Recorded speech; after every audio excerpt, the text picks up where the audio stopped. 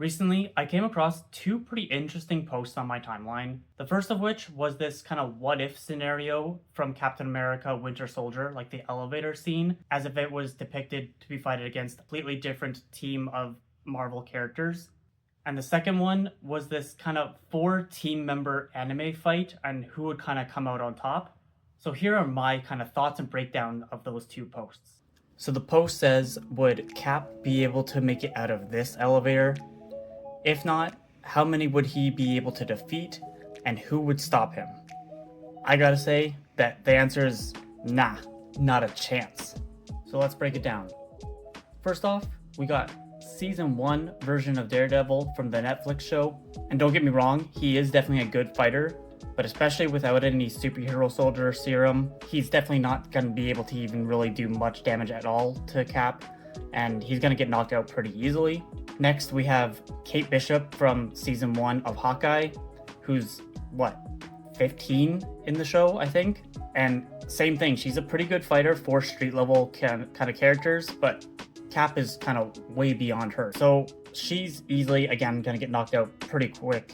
Next, you have Yelena, who is a Black Widow, mind you. She is pretty strong. She actually would be able to kind of put up a bit of a fight against Cap, considering she has fought against other super soldiers before. But again, without that extra push of the serum, I don't think she's going to be able to do enough damage to really do anything against Cap. So realistically, it's kind of up to these three. And this is where it starts getting a little more complicated, because this Ryan Reynolds is Ryan Reynolds' Deadpool from X-Men Origins Wolverine before he gets his kind of full healing factor, but he has a weird kind of super speed, super reaction type of power. So he'd be able to kind of like react to Cap's fighting ability and be able to actually maneuver a little bit and actually put up a bit of a fight. Makes him a little bit more of a threat, and if he's able to get some kind of weapon out, like he wouldn't be able to get that full sword, that full katana out, but being able to kind of dodge and avoid might push him a little bit. But realistically, it's these two that are actually stopping Cap. First off, you have Tobey Maguire's Spider-Man, who I'd say is at par with this version of Cap when it comes to the amount of strength. And this version of Spider-Man has a really good spider sense as well.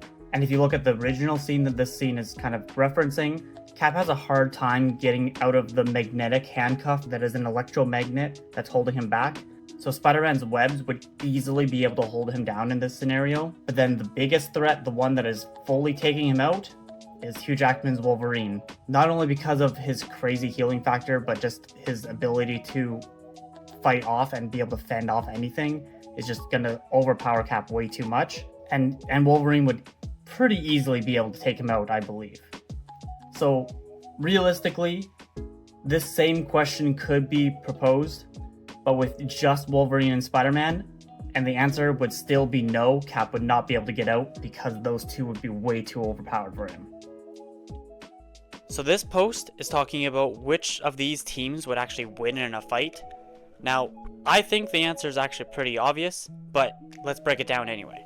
Weakest has got to definitely be Team D, with all basically close quarters fighters, none of which are really more than just like city level type of characters. Strongest, kind of physically strongest, would be probably Sun Jin Woo, considering he just gets power stronger and stronger as he goes. High defense with Gojo's Infinity, he can basically not get hit, but he's been proven to get hit. And then two Sharingan users, which yes, Itachi and Obito are both really good at manipulating your mind and everything with like the Sharingan, but once you kind of break out of it, they don't really have enough combat skills to really take out anyone else on either of the lists. Then followed by them, I would gotta say, is Team A, with two characters from Naruto and then Toji from JJK. They're gonna be kind of low as well. Like, Pain is also city level. Naruto, especially Baryon mode Naruto, is powerful. He can kind of be maybe up to like continent level, like he could take out whole like cities and maybe a whole country, but it would be difficult for him to kind of like take out like an entire planet. So their only major heavy hitter here is Goku, especially Ultra Instinct Goku. He would have to be the one carrying the team majorly. He's the only one that is like planet level or higher, like the universe level, depending on how far you want to kind of compare it. And Toji is good in JJK, I guess, but he's so low in comparison to everyone else on the list. He's like basically even a non-factor. And then I'm gonna go with Team B because we have some pretty heavy hitters here, because Sukuna's like the most powerful character in JJK, but he's still only really like city level. Again, maybe if he put some power and effort into it, he could do like a couple cities at a time, but he's still not that strong in the grand scheme of things. One Punch Man is just One Punch Man. He's been put up against characters like Goku in other verses and like Superman and survived plenty of times. He has so many just hacks that everyone just says he'll win things all the time. And then Frieza Black, like Frieza at base form was able to destroy entire planets. So at this level, he's gonna be even more powerful. And I honestly can't say much about Bleach. I've never really watched it, but I do know that Aizen is one of the most powerful characters in Bleach. So Frieza and Aizen are definitely gonna be the main heavy hitters here. One Punch Man is gonna be able to do city level stuff. Same thing with Sukuna. But then in my opinion, this is the clear winner is Team C. Because when the weakest character on the roster is Rinnegan Madara, who is able to bring down 2 meteors, take out the entire Shinobi Alliance, even before he even had the Rinnegan, he's at like kind of god level power of the Naruto universe, is saying something. And then after that, it's debatable between Jiren and Super Saiyan Blue Vegeta.